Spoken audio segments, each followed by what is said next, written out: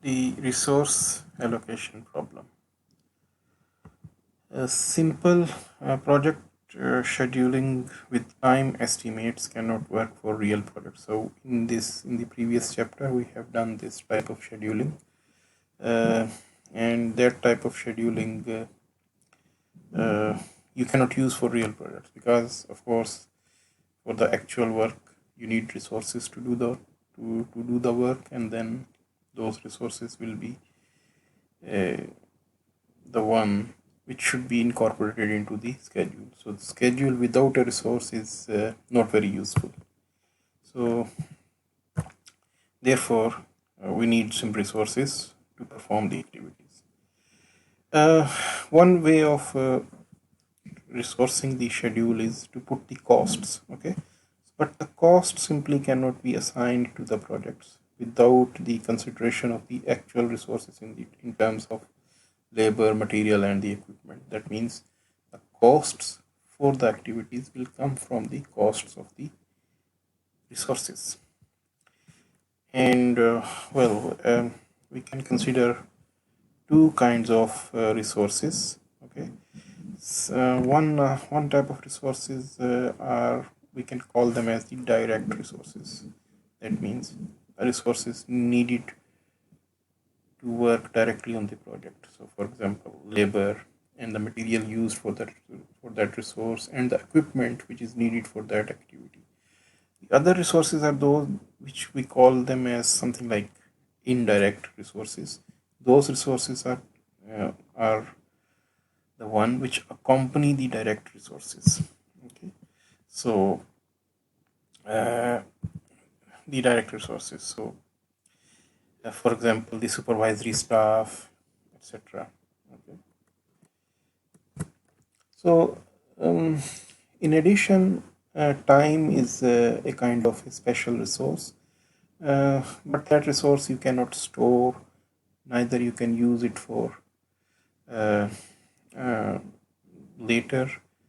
You cannot store it for later use, or neither you can renew it. So the discussion of time is actually more like philosophical rather practical. Okay, so in any case, for the practical situations, the resources are the labor, equipment, and material, these types of resources.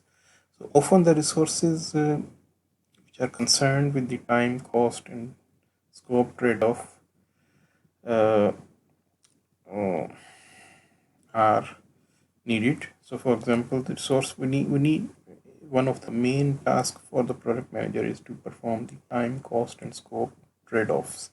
Okay, so the resources are those which are needed for these time, cost, and scope trade-offs. So for example, how many more labor resources are needed to complete the project. So in this case, in this example, you can see that we have used one of the resource, which is the labor, for the trade-off of time, for the effect of the resources for the project time. Uh, then sometimes the resources may be added at a little or no cost to the project.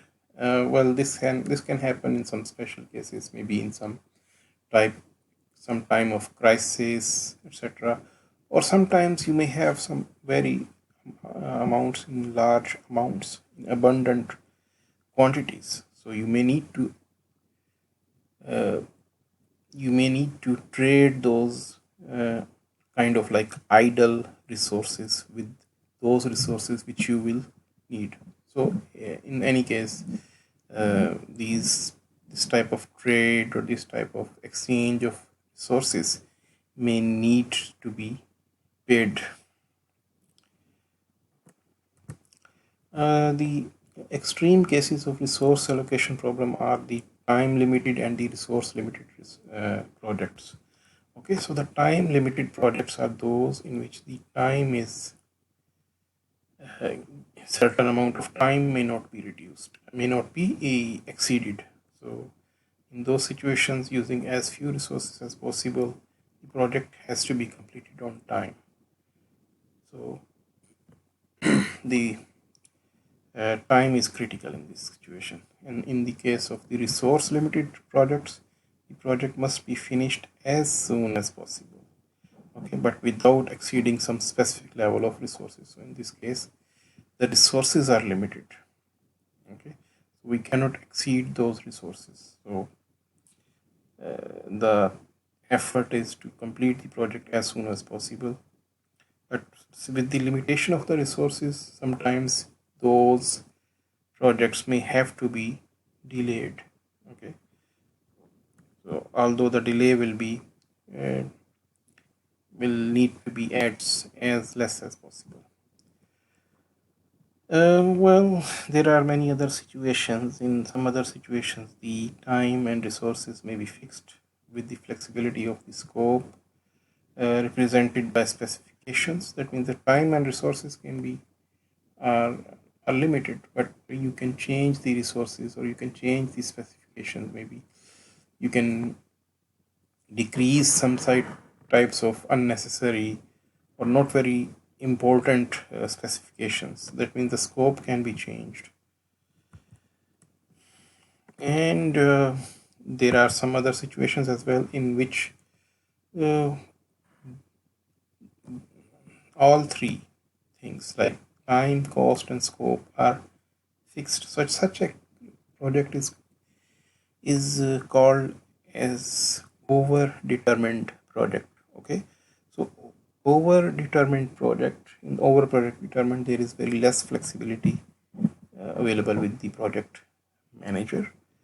However, if the limitations for the time, cost, and scope are rather uh,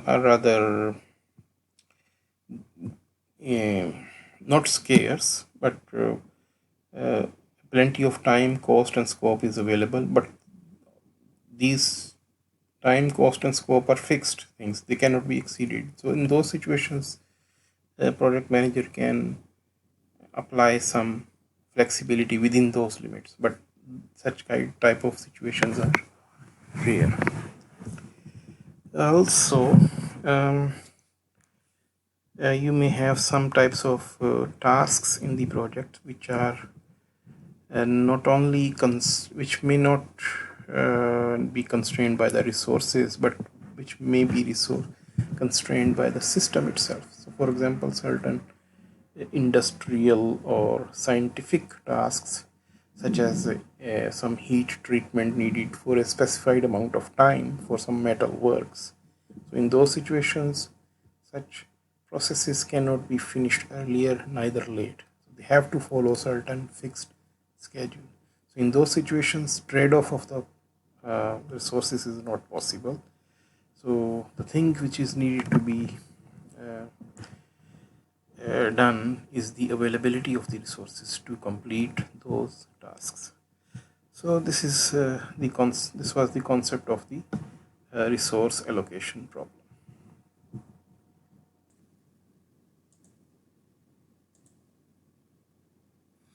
Okay, so now we are going to look at the resource loading problem. So resource loading is an application of the resource allocation problem. Resource allocation.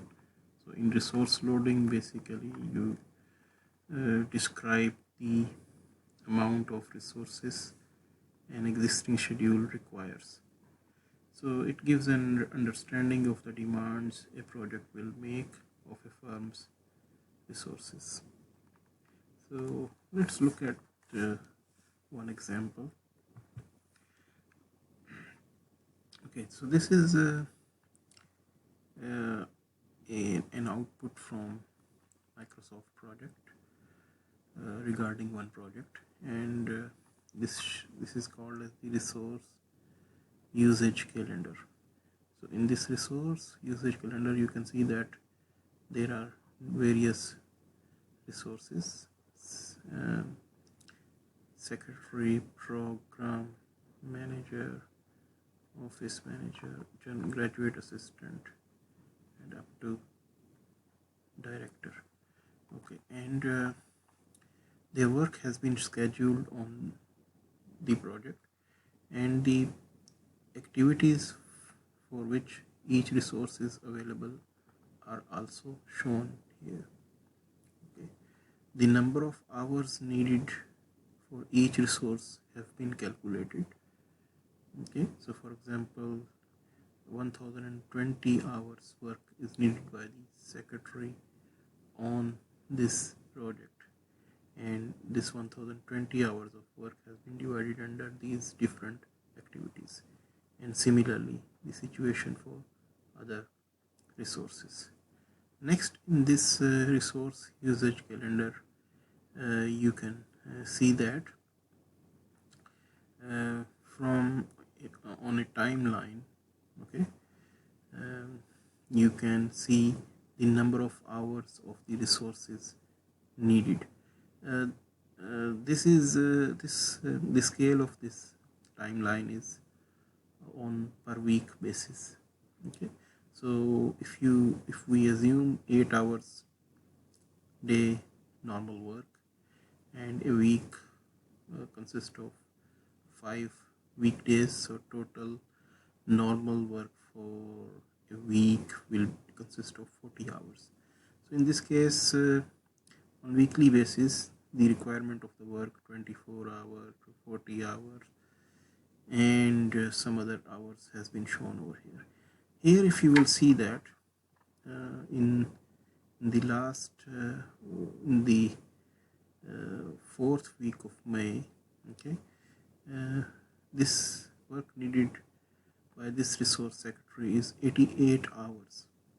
So 88 hours means well, normal, if there is one person doing that work, the one person doing that work in this time, normal 8 hours per work, this 88 hours cannot be provided. So therefore this resource may need to do overwork or overtime work, or also work on the weekends. But in this case, of course, the number of hours are much too high which are needed. So in this point in time, I think it appears that this resource may need more number of, we may need more number of resources. So for example, 2 secretaries or maybe 3 secretaries, so that we can provide enough number of hours. So this thing you can see from the resource usage calendar. So similarly, you can look at the resource loading for other resources as well. For graduate assistants, you can also see there is some overloading of the resources. So this is one of the example of the resource loading from Microsoft project. So in manual calculations, how we can draw this resource loading? So for this, we can perform some network calculations. So in this case, you can see this example for a network shown on activity on arrow diagram. This is the same network which was earlier done in the project scheduling part, but we used over there is the activity on node network, but here we are illustrating it with the activity on arrow network. So the notation over here shows like that. So the arrows, of course, are the activities. A is the activity ID, 20 is the duration, and over here in the square brackets, you can see 2 numbers, 4 and 0. So 4 and 0 are the 2 resources needed for this project. So we call them we call these resources as resource A and resource B. Okay, so for activity A, 4 number of resource A are needed, but no resource B is needed. Okay, so in this way, this schedule can be drawn. Okay, we are almost at the end of this video clip, limitation of 15 minutes. So we will continue this video in the next clip.